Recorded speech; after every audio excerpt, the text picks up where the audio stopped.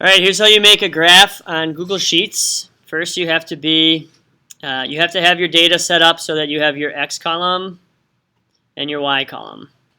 For us, since we have a class average, we really have two things that we want to be the Y column. We have your class average, and we have your individual trial data. So this is from Josh and Jack's group. So the first thing to set up your graph is to highlight your whole section. So if you have yours open right now, and you want to do it along with me, that's fine. So click Insert Chart. And the type of graph we want is a scatter plot. So where it says Chart Type, scroll down to where it says Scatter. Okay, so because I have it set up in a way that's already, I highlighted the data I want. Sometimes people forget to do that though. And your data might not be already present. So you would click on this data range button and you click and drag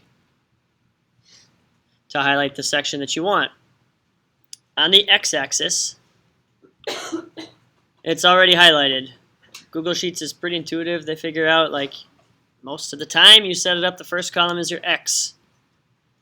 So on your x-axis, you want this data.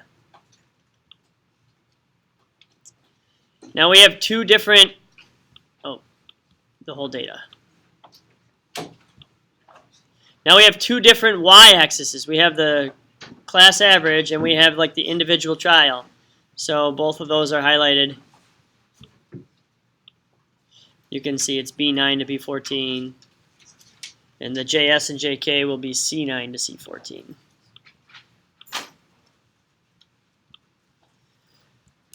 Okay, so that's how you get the data plotted onto a graph. Are there any questions about this part? Okay, the next part is to make the graph fit the experiment we're doing. So you can change the title, the axes. You could even give it a subtitle. So the title of a graph is always y versus x, or the dependent versus the independent. So for us, the time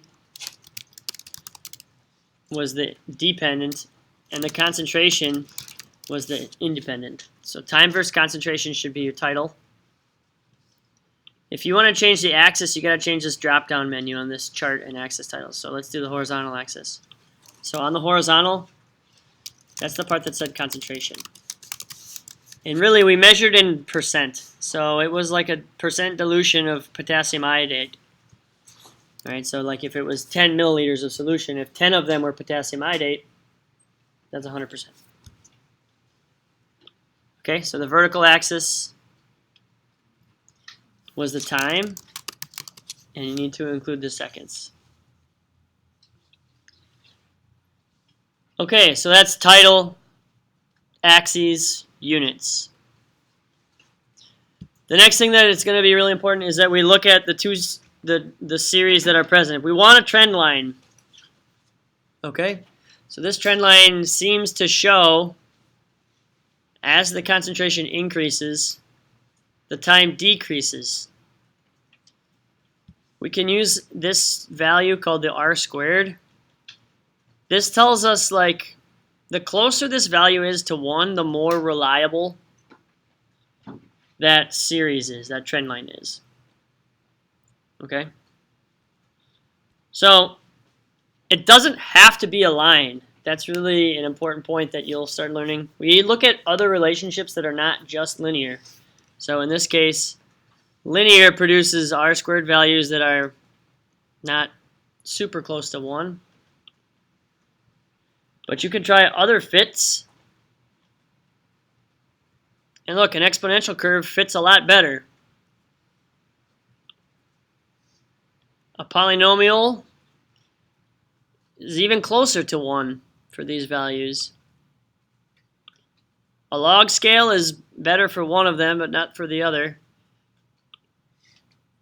But the power series looks like it fits like perfectly for the class data.